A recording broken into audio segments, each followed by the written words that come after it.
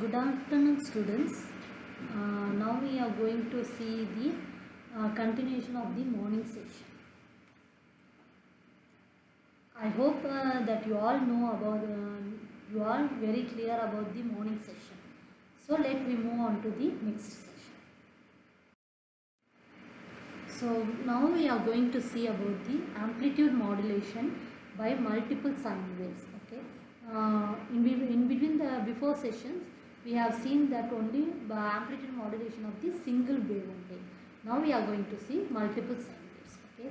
So first we have to find that the place of the modulating signals will consist of multiple modulating waves. So here we are considered that EM1 is equal to EM1 sin omega M1 t and EM2 is equal to EM2 sin omega M2 t.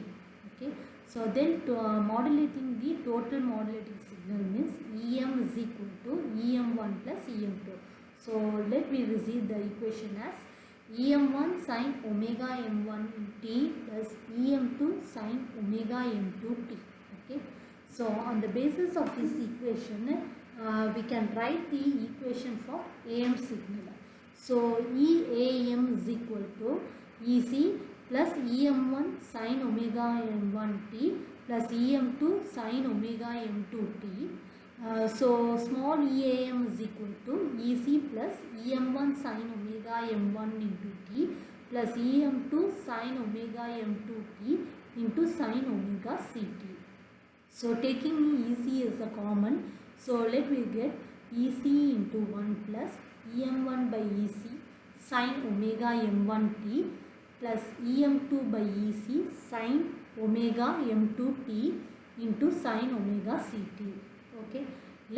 We all know that modulation index is maximum amplitude of the modulating signal to the maximum amplitude of the carrier signal. So M1 is equal to EM1 by EC and also M2 is equal to EM2 by EC. So substituting these two equations in the above equation, it will become as EAM is equal to EC into 1 plus M1 sin omega M1 t plus M2 sin omega M2 t into sin omega ct. So EC sin omega ct plus M1 EC sin omega M1 t sin omega ct plus M2 EC sin omega M2 t sin omega ct. So this equation is in the form of sin A sin B is equal to half cos A minus B minus half cos A plus B. So then the above equation becomes EAM is equal to EC sin omega ct plus M1 EC by 2 cos omega c minus omega M1 into t minus M1 EC by 2 cos omega c plus omega M1 into t plus M2 EC by 2 cos omega c minus omega M2 into t minus M2 EC by 2 cos omega c plus omega M2 into t. So this is the amplitude modulation by multiple sine wave equation. So in the below part we have mentioned the modulating frequency wave for amplitude modulation. So the center part is carrier wave, so EC, and in the right hand side we have mentioned the upper sideband frequencies, that is omega c plus omega M1 and omega c plus omega M2. In the left hand side we have it denoted as lower sidebands, that is omega c minus omega M1, omega c minus omega M2. So it will be denoted as next we are going to find the already we have find out the amplitude equation. Now we have to find the total power and also the modulation index for this. Okay. So we all know P total is equal to PC plus PUSB plus PLSB. Here we have used the two modulating frequencies omega M1 and omega M2. So that's why we have used the PC plus PUSB1 plus PUSB2 plus PLSB1 plus PLSB2. Substituting the above equations in the basis of equation. So we will get EC by root 2 the whole squared by R plus M1 squared EC squared by 8R plus M2 squared EC squared by 8R plus M1 squared EC squared by 8R plus M2 squared EC squared by 8R. So taking EC squared by 2R as common, we will receive 1 plus M1 squared by 4 plus M2 squared by 4 plus M1 squared by 4 plus M2 squared by 4. So at last we will receive EC squared by 2R into 1 plus M1 squared by 2 plus M2 squared by 2. Okay, so we denote EC squared by 2R as PC. So the P total is equal to PC into 1 plus M1 squared by 2 plus M2 squared by 2. So comparing this equation, we will get the relation as P total equal to PC into 1 plus M squared by 2. Okay, so here we have M1, M2, M3. So for many sine waves means it will be extend up to M3, M4, etc., etc. Okay, so all the MT squared by 2 will be denoted as MT squared by 2. Okay, so modulation index is MT is equal to root of M1 squared plus M2 squared plus M3 squared plus etc. like that. So this is the total modulation index equation. So next we have to find out the bandwidth means WUSB max minus WLSB max. Okay, this is the bandwidth requirement in the case of modulation by multiple sine waves. Next we are going to see about the classification of AM. Okay, so in the amplitude modulation there are so many classifications of followed. So the main thing is double sideband full carrier. Okay, so double sideband full carrier consists of three types, that is double sideband suppressed carrier, single sideband suppressed carrier and vestigial sideband. Let me see one by one. First one is double sideband suppressed carrier. So we all know that in this suppressed carrier, two sidebands and carrier are in the spectrum of AM wave. So it will be that carrier does not contain any power. So 100% of modulation in the amplitude of the carrier is double the sidebands. So that's why it will be denoted as double sideband suppressed carrier. Okay, so here the power of the carrier is PC is equal to EC squared by 2R. So carrier does not convey any information. So that process is modulation is called as a double sideband suppressed carrier balanced modulator. Okay, so here we can also see that only the carrier is suppressed and the other sidebands are transmitted. So that's why this DSB-SC is known. Okay, so next we see the advantages of the double sideband suppressed carrier. The main advantage is it is more efficient in the transmitted power. Next one is SNR is very better, and next is wastage of power is lesser. So these are the three main advantages of the double sideband suppressed carrier. Next, the disadvantage of double sideband suppressed carrier is bandwidth of the DSB-SC is also 2 FM. Next one, receiver is complex and it is more expensive. So these are the two disadvantages of double sideband suppressed carrier. Next we are going to see about the AM modulator. Okay, so we all know that in the transmitter circuit there are two types of AM modulator. One is the low level modulator and another one is medium power modulator. So first we see about the low level modulator. Low level modulator means when the modulator is placed before the output element of final stage, then that transmitter is called as the low level modulator. Okay, so in the circuit diagram we can see that operations of the waveforms. Okay, so first here in the starting point we have in between the carrier signal and it is given to the base of the amplifier and the modulating signal. modulating signal is given to the emitter of the amplifier. Okay, so in the absence of modulating signal, the circuit will simply operates as a linear class A amplifier. So that type of amplifier will be very useful to reduce the low level of modulating signal. Okay, so when the modulating signal is applied to the emitter, the gain of the amplifier will varies from voltage of the modulating signal. So voltage gain of emitter modulator is given as AV is equal to AQ into 1 plus M sin 2 pi FMT. Here AV is voltage gain with the modulation and AQ is quiescent voltage gain. Okay. So the main advantages of the low level modulation is less modulating signal power, and the modulating circuit is designed at low power. Okay, so these two are the main advantages. Next, the disadvantages, it must be linear. So at the high operating powers, the amplifiers are very inefficient. Okay, we see about the medium power modulator. Okay, so in this modulator, the modulation will be takes place in the final state of the transmitter. So here the output of the modulating stage is directly connected to antenna. So that's why it is known as the medium power AM modulator.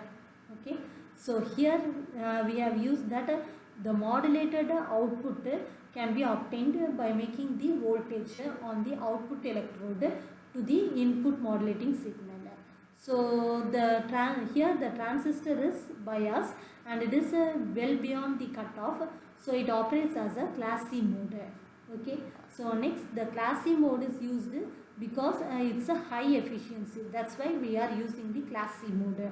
Next one, here we have used the RF driver. This RF drive is a carrier signal and it is used for AM. So this carrier amplitude drives the transistor in the conduction over the part of the cycle. So it is applied to the transmitter's base. So this will modulate the signal and it will pass to the amplifier and applied to the collector through low frequency transformer. So for example, the collector voltage will becomes V dash Cc is equal to Vcc plus Vm of T. So here we also use the tuned LC circuit that is associated on the collector side forms. Okay, so the main advantage of the high level modulator is power efficiency is good and there is no constraint on linear operations. Okay, next disadvantages of this high level modulator is high modulating power is required to achieve high percentage. So final modulating signal amplifier has supply all the sideband powers.